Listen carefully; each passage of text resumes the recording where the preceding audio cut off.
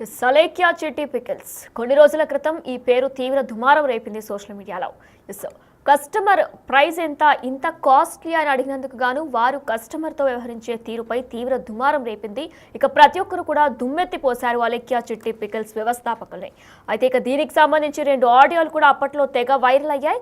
అందులో just pickles ఇంత cost అని అడిగినందుకు ఒక కస్టమర్తో ఎంతో దురుసుగా ప్రవర్తించింది అలేఖ్య. ఇక దాని తర్వాత ఒక మహిళా కస్టమర్ కూడా ఇదే రకంగా అడగడంతో తనతో కూడా ఇంతే దురుసుగా మాట్లాడింది.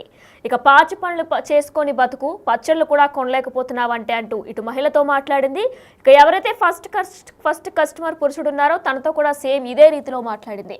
నువ్వు నీ వైఫ్ని నీ ఫ్యామిలీని కూడా పోషించలేవు, ఈ పచ్చళ్ళు కూడా కొనలేకపోతున్నావంటే కెరీర్ మీద కాన్సన్ట్రేట్ చేయాలంటూ కూడా ఇలా కొన్ని సంచలన వ్యాఖ్యలు చేసింది. ఇక దీనికి సంబంధించి సోషల్ మీడియాలో తీవ్ర దుమ్మెత్తిపోశారు ప్రతి ఒక్కరూ కూడా. కస్టమర్తో మాట్లాడేది ఈ రకంగా ఎవరైనా మాట్లాడతారా అంటూ కూడా ప్రతి ఒక్కరూ తీవ్ర విమర్శలు చేశారు. ఇక దీనికి సంబంధించి అప్పట్లో అలేఖ్యని ఐసీయూలో జాయిన్ చేశాం, తన హెల్త్ కండిషన్ ఏం బాలేదు, క్షమాపణ చెప్పుకుంటున్నామంటూ కూడా ఇటు అలేఖ్య అలానే తన 2 సిస్టర్స్ కూడా కోరారు సోషల్ మీడియాలో వేదికగా వచ్చి. అయితే దీనికి కూడా చాలా మంది ట్రోల్ చేశారు. ఎంతవరకు కరెక్ట్, కస్టమర్స్తో మీరు మాట్లాడడం ఎంతవరకు కరెక్ట్? ఒక బిజినెస్ పెట్టినప్పుడు కస్టమర్ని దేవుళ్ళుగా భావించాలి, కానీ ఇలా మాట్లాడడం, వాళ్ళని డీగ్రేడ్ చేసి మాట్లాడడం ఎంతవరకు కరెక్ట్ అంటూ కూడా ప్రతి ఒక్కరూ దుమ్మెత్తి పోసుకొచ్చారు. ఇక ఈ నేపథ్యంలో తను అప్పుడు హాస్పిటల్లో కూడా జాయిన్ అయింది. ఆ తర్వాత నాన్ వెజ్ కూడా తెర మీదకి వచ్చారు. ఆయన కూడా వారికి కొంచెం సపోర్ట్ చేస్తూ మాట్లాడారు. బెట్టింగ్ యాప్స్ ప్రమోట్ చేస్తూ వచ్చేవారు, కానీ నేను చెప్పిన తర్వాత వారు బెట్టింగ్ యాప్స్ కూడా ప్రమోట్ చేయడం ఆపేశారు. ఇక ఎప్పుడు కూడా మరొకసారి వాళ్ళు ఎవరితో ఇలా మాట్లాడరు అని కూడా అన్వేష్ చెప్పుకుంటూ వచ్చారు. ఇక దీనికి సంబంధించి వాళ్ళ చెల్లెళ్ళు అలానే అలేఖ్య కూడా క్షమాపణ చెప్పారు. అయితే మరొకసారి తెర మీదకి వచ్చింది అలేఖ్య చిట్టి పికిల్స్. కానీ ఇప్పుడు అలేఖ్య చిట్టి కాకుండా రమ్య మోక్ష పికిల్స్ అనే పేరుతో మరొకసారి బిజినెస్ ని ప్రారంభించబోతున్నారు. పచ్చళ్ళ బిజినెస్ లోకి రీ ఎంట్రీ ఇస్తున్నారు అలేఖ్య చిట్టి చెల్లి. పేరు మార్చి రేట్లు తగ్గించి మళ్ళీ బిజినెస్ స్టార్ట్ చేయాలని కూడా నిర్ణయం తీసుకున్నారు. ఇక పికిల్స్ బిజినెస్ పై రమ్య మోక్ష ఒక వీడియోను కూడా విడుదల చేశారు. పికిల్ బిజినెస్ లోకి రీ ఎంట్రీ ఇస్తున్నామంటూ కూడా ఆమె అందులో చెప్పుకొచ్చారు. ఇక ఈసారి మాత్రం అలేఖ్య ఆ వీడియోలో ఎక్కడా కూడా కనిపించదు. బిజినెస్ లో తను ఏ రకంగా కూడా తను అసలు ఉండదు, తన ఇన్వాల్వ్మెంటే ఉండదు అంటూ కూడా రమ్య స్పష్టం చేశారు. ఇక పికిల్ రేట్స్ కూడా తగ్గిస్తాం, నాణ్యత కూడా ఎంతో బాగుంటుంది, క్వాలిటీ కూడా మెయింటైన్ చేస్తామంటూ కూడా రమ్య వీడియోలో చెప్పడం జరిగింది. ఇక అలేఖ్య ఇన్వాల్వ్మెంట్ 0% కూడా లేకుండా చూసుకుంటూ బిజినెస్ నిర్వహిస్తున్నామంటూ కూడా రమ్య చెప్పుకొచ్చారు. ఇక కస్టమర్స్తో జాగ్రత్తగా మాట్లాడతాం, బిజినెస్ పూర్తిగా నేనే చూసుకుంటా అంటూ కూడా రమ్య చెప్పారు. ఇక ఇంతకు ముందు ఎలా సపోర్ట్ చేశారో ఇప్పుడు కూడా అలానే సపోర్ట్ చేయాలని కూడా రమ్య కోరుకున్నారు.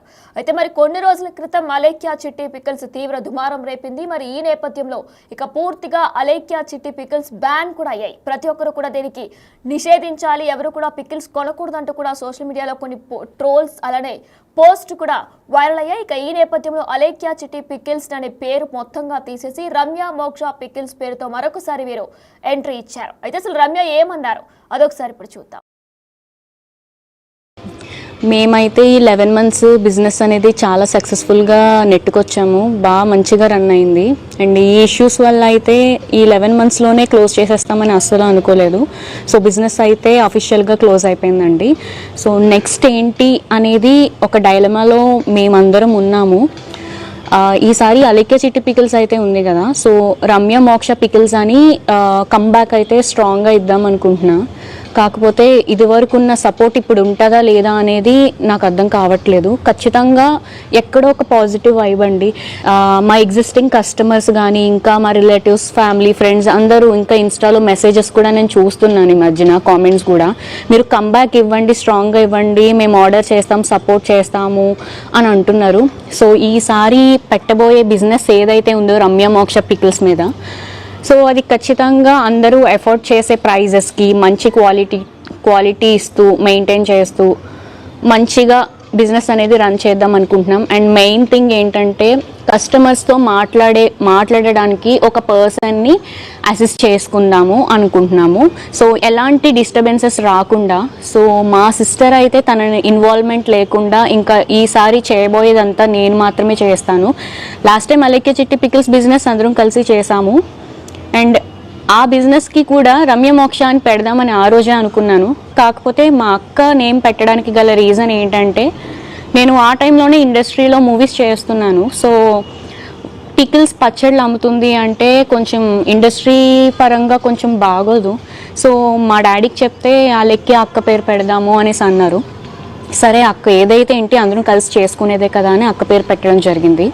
సో ఈసారి అయితే రమ్య మోక్ష పికిల్స్తో మీ ముందుకైతే రాబోతున్నాము. ఒక 1 month 2 months లేట్ అవుతుందని నాకు తెలీదు, కంబ్యాక్ అయితే స్ట్రాంగ్గా ఇస్తాను. నేను ఒకటే కోరుకుంటున్నానండి, మీ నుంచి నాకు ఇంతకు ముందు ఎలా అయితే సపోర్ట్ నన్ను చేశారో సేమ్ అదే విధిగా ఇలా కూడా చేస్తారని నేను నమ్ముతున్నాను. ఇంతకుముందు అలికే చిట్టి పికిల్స్ని మమ్మల్ని ఎలా అయితే ఆదరించి సపోర్ట్ చేశారో అదే విధిగా సపోర్ట్ చేస్తారని మేమైతే అనుకుంటున్నాము. అండ్ చాలామంది ట్రోలర్స్ కానీ మీమర్స్ కానీ ఏమంటున్నారంటే వీళ్ళు ఈ బిజినెస్ మీద ఎంతో సంపాదించేశారు అని అంటున్నారు. మేము ఎంత సంపాదించామో ఎంత ఖర్చులు అయ్యాయో అనేది మాకే తెలుసండి. ఎందుకంటే మా ఫాదర్కి కరోనా, బ్రెయిన్ స్ట్రోక్, ఒక సైడ్ అంతా ప్యారలైజ్డ్, నెక్స్ట్ 2 kidneys ఫెయిల్ అయిపోయినాయండి. పర్మనెంట్ డయాలసిస్ జరిగింది. దానికి రొటేషన్ మేము ఎంత అయితే ఎర్న్ చేస్తున్నామో అంతా రొటేషన్లా అయిపోయేది. ఈవెన్ మా ఇల్లు అలా మెయింటైన్ అయ్యేది. ఇప్పుడు మా ఫాదర్ చనిపోయారు అండ్ ఈ బిజినెస్ కూడా వెళ్ళిపోయింది. ఇప్పుడు మళ్ళీ మా లైఫ్ని ముందుకు తీసుకెళ్ళాలంటే మాకు తెలిసింది ఈ బిజినెస్ ఒకటే. ఎందుకంటే మేము స్టార్ట్ చేసిన ఫస్ట్ బిజినెస్ అయ్యి ఉండొచ్చు ఇంత చిన్న ఏజ్లో. దీని మీద ఎక్కువ అవగాహన ఉంది, బాగా గ్రిప్ కూడా దీని మీదే ఉంది. సో కస్టమర్స్ ప్రతి ఒక్కరు మా ప్రోడక్ట్ని ఎవరైతే టేస్ట్ చేశారో వాళ్ళు మాకు ఇప్పటికీ గుర్తున్నారు. చాలా బాగుంది, మీరు మానేయద్దు బిజినెస్, కంబ్యాక్ స్ట్రాంగ్గా ఇవ్వండి అని చాలామంది చెప్తూ ఉన్నారు. సో వాళ్ళ మాటలకైనా సరే నాకు ఎక్కడో సంథింగ్ పాజిటివ్ వైబ్ అనేది కుదిరింది. మళ్ళీ ముందుకు రావాలి, మళ్ళీ ముందుకు తీసుకురావాలి. ఎవరో ఏదో అంటే ఇంకా బిజినెస్సే క్లోజ్ అయిపోయింది మొత్తానికి. దీని మీదే ఆధారపడి మా ఫ్యామిలీ అంతా ఉంది. సో ఖచ్చితంగా ముందుకు తీసుకురావాలి అని నాకైతే అనిపించింది. స్టార్టింగ్ ఈ ఇష్యూస్ జరిగిన స్టార్టింగ్ నేనైతే ఏమనుకున్నానంటే బిజినెస్ పోయింది కదా, ఫైనాన్షియల్గా ఇల్లు గడవాలి, ఇల్లు మెయింటైన్ అవ్వాలి అంటే సరే పోనీ జాబ్కి వెళ్ళిపోదామా.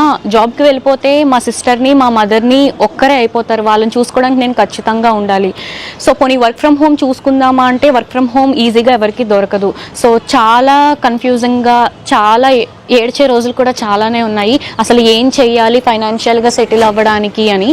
కస్టమర్స్ వల్లే, ఎగ్జిస్టింగ్ కస్టమర్స్ వల్లే, వాళ్ళు ఇచ్చిన ధైర్యం వల్లే మళ్ళీ స్టార్ట్ చేయాలి అనేసి నాకైతే ఒక నమ్మకం అయితే పుట్టింది.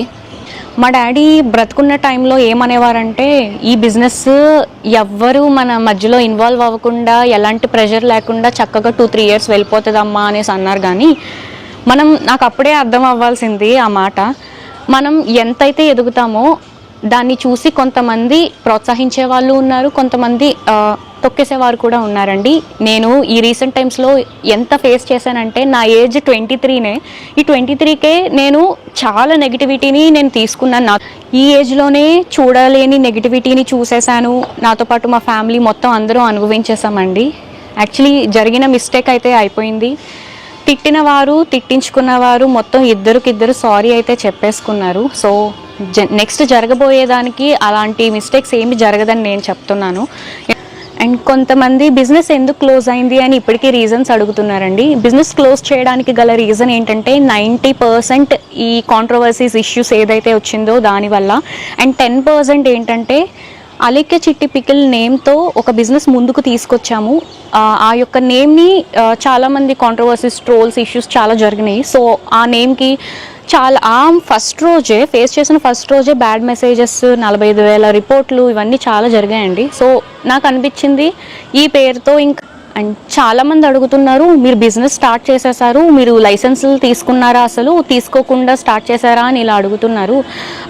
ఇంత బిజినెస్ అనేది ఇప్పుడు 1 year వరకు లాగింది అంటే సర్టిఫికేట్ అనేది తీసుకుని చేస్తామండి. మా దగ్గర టోటల్ 7 సర్టిఫికేట్స్, ఫుడ్ లైసెన్స్కి సంబంధించి 7 types ఆఫ్ సర్టిఫికేట్స్ మేము తీసుకొని అన్ని లీగల్గానే మేము ప్రొసీడ్ అయ్యాము. తీసుకున్నాకనే బిజినెస్ స్టార్ట్ చేసి ఫర్దర్గా అన్ని ప్రొసీడ్ అయ్యాము. అయితే చాలామంది మీకు సర్టిఫికేట్ లేదు అనేసి తెలియకుండా అనేస్తున్నారు. మేము ఇచ్చే ప్రోడక్ట్ వెనకాల కూడా FSSAI లైసెన్స్ నెంబర్ కూడా మెన్షన్ చేస్తాము. సో కొంతమంది తెలియని వాళ్ళు అలా అనుకున్నారు. సో ఇప్పుడు రాబోయే బిజినెస్ కూడా అన్ని లీగల్గా సర్టిఫికేషన్స్ అవన్నీ తీసుకొని బిజినెస్ అనేది స్టార్ట్ చేస్తాం. సో ఇప్పటి వరకు జరిగిందంతా దృష్టిలో పెట్టుకొని మేమైతే అలా బాధపడుతూ లైఫ్ లాంగ్ కూర్చోలేం కదండి. మేము కూడా బ్రతకాలి, ముందుకు వెళ్ళాలి, అదే లైఫ్ అంటే. సో మంచి ఉంటాయి, చెడు ఉంటాయి. చిన్న వయసులోనే మంచి చూసాము, చెడు చూసాము. ఏదైనా సరే ఒక తప్పులు చేస్తే అది గుణపాఠంగా తెలుసుకుంటాము. ఒకవేళ మంచి చేసింది అయితే ఇప్పుడు ప్రజెంట్ జరిగిన సిచ్యువేషన్స్లో మేము చేసిన మంచి ఎవరు చూడలేదు. చేసిన తప్పుకి నేను మళ్ళీ సారీ చెప్తున్నాను. బిజినెస్ అనేది ఇంతవరకు ఆడపిల్లలు నెట్టుకొచ్చామంటే చాలామంది అప్రిషియేట్ చేసిన వాళ్ళు చాలామంది ఉన్నారు. వాళ్ళందరికీ చాలా థ్యాంక్స్ అండి. అండ్ బిజినెస్ స్టార్ట్ చేసిన కొత్తలోనే అమ్మాయిలు మీరేం చేస్తారు, ఇవన్నీ మీకు అవసరమా, జాబ్లు అవన్నీ చేసుకోండి, బిజినెస్లు అన్నీ మానేయండి అని ఎగతాళిగా వెటకరించిన వాళ్ళు ఉన్నారు, ప్రోత్సహించలేని వాళ్ళు ఉన్నారండి. మా ఫ్యామిలీలో ఉన్నారు, చుట్టుప్రక్కల లైక్ సోషల్ మీడియాలో కామెంట్స్ కానీ చాలామంది హేళనగా కూడా మాట్లాడారు. పచ్చళ్ళు అమ్ముకో, ఆఖరికి ఇంత చేసి నువ్వు పచ్చళ్ళు అమ్ముకుంటున్నావు ఇలా అంటున్నారు. బిజినెస్ అనేది అండ్ ఇప్పుడు పెట్టబోయే బిజినెస్లో వీళ్ళు రేట్లు తగ్గించేస్తా అంటున్నారు. రేట్లు తగ్గించేస్తే క్వాలిటీ తగ్గించి ఇచ్చేస్తారేమో అని అనుకుంటున్నారేమో. క్వాలిటీ విషయంలో మేమైతే ఎక్కడ కాంప్రమైజ్ అవ్వము. ఎందుకంటే మా ఇంట్లో మేము ఎలా వంట చేసుకొని తింటామో ఎంత ఆరోగ్యంగా, అదేవిధంగా అందరికీ అందిస్తూనే ఫస్ట్ రోజు నుంచి ఇప్పటి వరకు వచ్చాము. సో క్వాలిటీ అదే మెయింటైన్ చేస్తూ ఇకపై వచ్చే బిజినెస్లో కూడా అదే క్వాలిటీతో అండ్ అందరూ ప్రతి ఒక్కరూ ఈజీగా ప్రైస్ అనేది ఎఫర్ట్ చేసేటట్టుగా మేము పెడతాము. ఇప్పుడు క్వాలిటీ ఎంత ఇదిగా ఇచ్చామో అందరికీ తెలుసు. ఇకపై రాబోయే బిజినెస్లో కూడా ప్రైజులు తక్కువ అయినప్పటికీ క్వాలిటీ విషయంలో ఎలాంటి తక్కువ చేయము. అండ్ అన్నిటికంటే ఇంపార్టెంట్ ఒక్క విషయం, నేనేదో ప్రైజులు తగ్గించేసి బిజినెస్ కోసం అట్రాక్ట్ చేసేసి ఇలా అనుకుంటారేమో. నాకు అన్నిటికంటే ఇంపార్టెంట్ మీ నుంచి నాకు ఫస్ట్ బిజినెస్లో ఎలా అయితే సపోర్ట్ వచ్చిందో అదే విధంగా ఇప్పుడు కూడా వెన్నుతట్టి సపోర్ట్ చేస్తారని అనుకుంటున్నాను. ఎందుకంటే మీరు అనేది లేకపోతే ఈరోజు ఇంతవరకు మేము రాగలిగిందే లేదు. మీరు ఎంకరేజ్ చేశారు కాబట్టి ఈ బిజినెస్ అయినా 1 year వరకు మేము సక్సెస్ఫుల్గా లాక్కొచ్చాము. సో అదే సపోర్ట్ ఈసారి కూడా ఉంటుంది అని మేము అనుకుంటున్నాము. మేము ఫేస్ చేసిన హార్డ్ టైమ్స్లో మా ఫ్యామిలీ రిలేటివ్స్ కానీ ఫ్రెండ్స్ కానీ ఎవరు మాకు సపోర్ట్ చేయలేదండి. మేము ఉన్నాము, అంత సెట్ అవుతుంది ఇలా కనీసం ఒక మాట కూడా ఎవరు ఏం చెప్పలేదు. యాజ్ ఎ స్ట్రేంజర్స్గా కొంతమంది పెద్ద పెద్ద వాళ్ళు పొలిటీషియన్స్ కానీ ఎక్స్-ఆర్మీ ఇంకా పోలీసులు చాలామంది అండి పెద్ద పెద్ద వాళ్ళే, మేము మీకు ఉన్నాము, మీకు ఎలాంటి హెల్ప్ కావాలన్నా ఏం కంగారు పడకండి, వెంటనే నా దగ్గరికి కాంటాక్ట్ అవ్వండి, హెల్ప్ చేయడానికి మేము రెడీ ఉన్నాము అని చాలామంది సపోర్ట్ చేశారండి. అదొక్కటి చాలా అనిపించింది.